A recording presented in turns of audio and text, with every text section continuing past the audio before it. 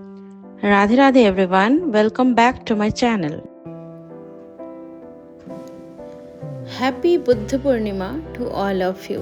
आज सुबह से ही मेरे घर में पूजा की तैयारी हो रही थी। स्कूल ऑफिस सब चीज़ की छुट्टी है, हम सब घर में ही हैं। मम्मी पापा बहुत ज़्यादा जल्दी अर्ली मॉर्निंग उठ गए थे और चूँकि छुट्टी है तो मैं थोड़ा लेट से उठी। उठने के बाद फ्रेश होकर ऊपर आई तो मैंने देखा यहाँ पर पूजा की बहुत सारी तैयारियाँ हो चुकी हैं और मम्मी ने रोज़ जो नित्य पूजा होती है वो मम्मी ने कर लिया था।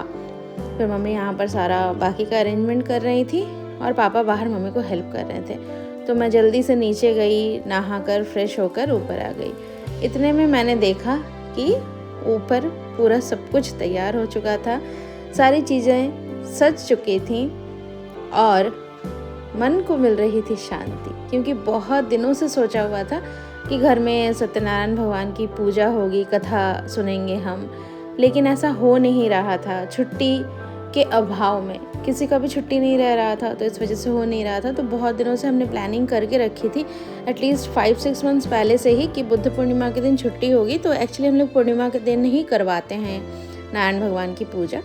तो इस वजह से आज ये पूजा का सारा अरेंजमेंट यहाँ हो चुका है। पंडित जी अभी आए नहीं हैं, सुबह 9 बजे का टाइम था पंडित जी के आने का। तो उससे पहले ही मैं ऊपर आई थी तो मैंने देखा मम्मी ने सारा कुछ सजा लिया है। बहुत अच्छे से मेरी मम्मी ये सारा कुछ करती हैं, मुझे बहुत अच्छा लगता है। और साथ ही में यहाँ पर प्रसाद की भी तैयारी हो चुकी थी। मम्मी पापा दोनों ने मिलकर सारा कुछ किया है। मेरे घर में जब भी ऐसा कुछ प्रोग्राम होता है तो ज़्यादातर मम्मी और पापा मिलकर ही सब कुछ करते हैं, क्योंकि मैं किचन संभालती हूँ और साथ ही साथ दिव्य को पढ़ाना भी रहता है, क्योंकि हर मंडे दिव्य का टेस्ट रहता है, तो इस वजह से उसे थोड़ा सा पढ़ाना भी पड़ता है।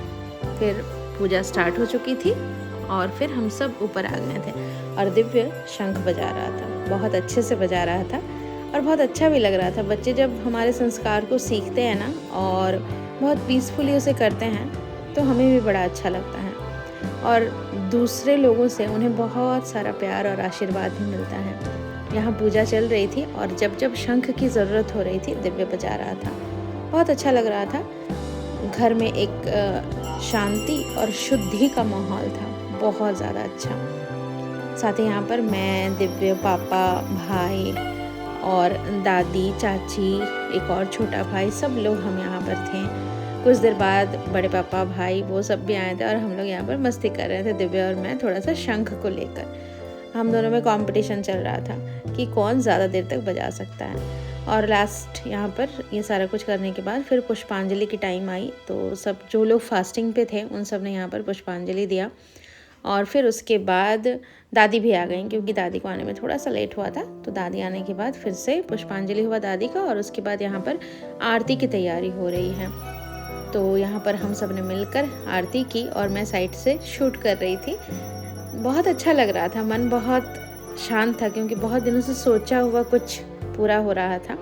फिर हम सब ने आरती ली, ऐसा लगा कि मानो ठाकुर जी हमें अपने सारे ब्लेसिंग्स इस आरती के थ्रू देकर जा रहे हैं। ऐसे जाते तो वो कहीं भी नहीं है, हमारे दिल में ही रहते हैं। फिर हम सबको शांति जल दिया गया और पूजा का समापन हुआ। फिर यहाँ पर प्रसाद की तैयारी हो रही थी, मतलब जो प्रसाद चढ़ाया गया था वो सब बांटा जा रहा था। कुछ हमने प्रसाद का सेवन किया, कुछ मोहल्ले में दिया। चलिए फिर मिलती हूँ इसी तरह किसी अगले ब्लॉग में। Thanks for watching. Bye bye.